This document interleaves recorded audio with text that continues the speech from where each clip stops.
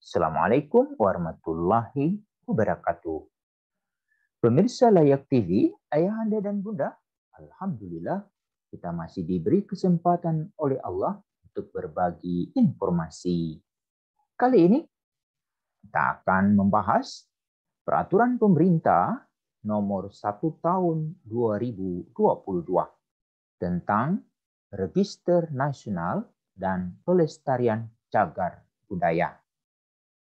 Dalam peraturan pemerintah ini yang perlu kita ketahui bersama, yang dimaksud dengan cagar budaya adalah warisan budaya bersifat kebendaan berupa cagar budaya, bangunan cagar budaya, struktur cagar budaya, situs cagar budaya, dan kawasan cagar budaya di darat dan atau di air yang perlu dilestarikan keberadaannya karena memiliki nilai penting bagi sejarah, ilmu pengetahuan, pendidikan, agama, dan atau kebudayaan melalui proses penetapan.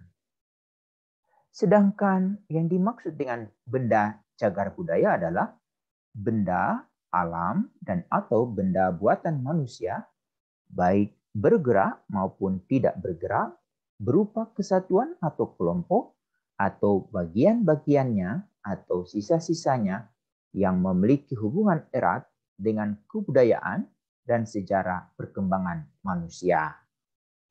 Sedangkan yang dimaksud dengan bangunan cagar budaya adalah susunan binaan yang terbuat dari benda alam atau benda buatan manusia untuk memenuhi kebutuhan ruang berdinding dan atau tidak berdinding dan beratap. Dalam peraturan pemerintah nomor 1 tahun 2022 ini yang menjadi penting apa sesungguhnya tujuan diterbitkannya peraturan pemerintah ini. Sebelum kita membahas tentang tujuan dari peraturan ini, perlu juga kita ketahui adalah penyelenggaraan register nasional dilakukan terhadap ODCB yang memiliki atau yang dikuasai setiap orang atau hasil penemuan dan atau hasil pencarian. Apa yang dimaksud dengan penemuan?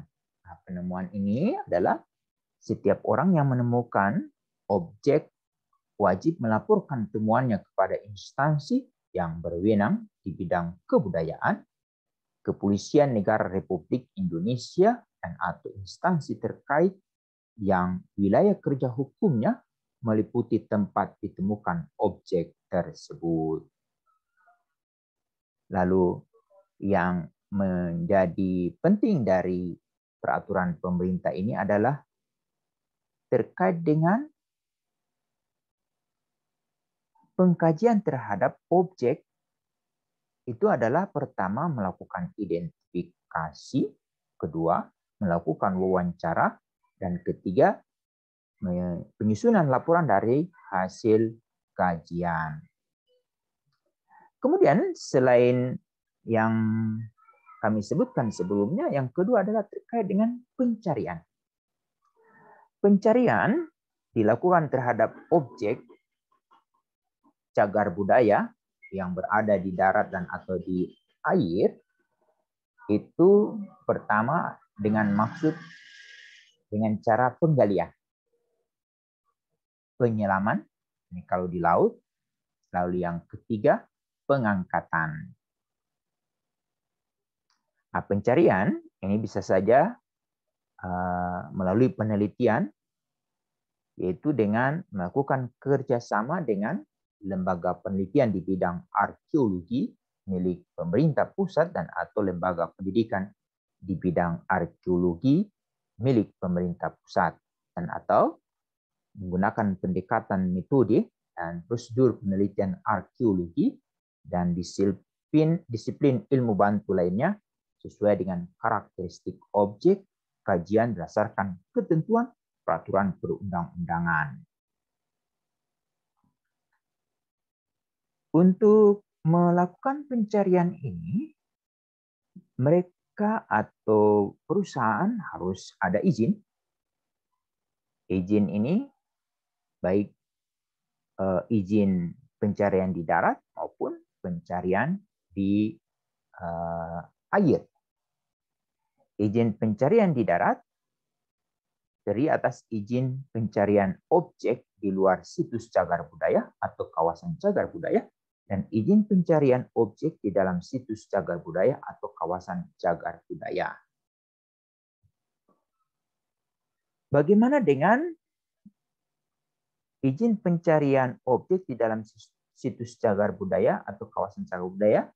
Itu perlu diberikan oleh Menteri untuk pencarian di situs cagar budaya atau di kawasan cagar budaya peringkat nasional, gubernur di peringkat provinsi, bupati wali kota di peringkat kabupaten kota.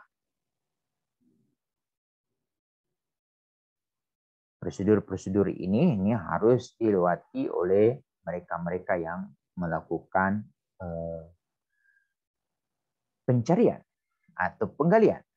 Ini harus membuat proposal pengajuan permohonan izin, paling sedikit memuat tentang identitas pemohon, maksud dan tujuan pencarian, lalu metode dan teknik pencarian, kemudian lokasi pencarian, jadwal pencarian, sumber daya manusia yang berkompeten, lalu jenis peralatan yang memadai, dan pembiayaan.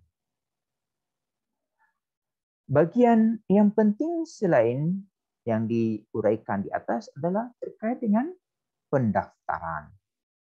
Setiap orang yang memiliki dan atau menguasai objek cagar budaya wajib mendaftarkan kepada bupati atau wali kota tanpa dipungut biaya.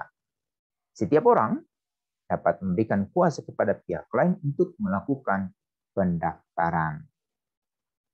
Ini menjadi hal yang sangat penting untuk kita ketahui terkait dengan diterbitkannya peraturan pemerintah nomor 1 tahun 2022. Objek yang diduga cagar budaya ini yang dimaksud adalah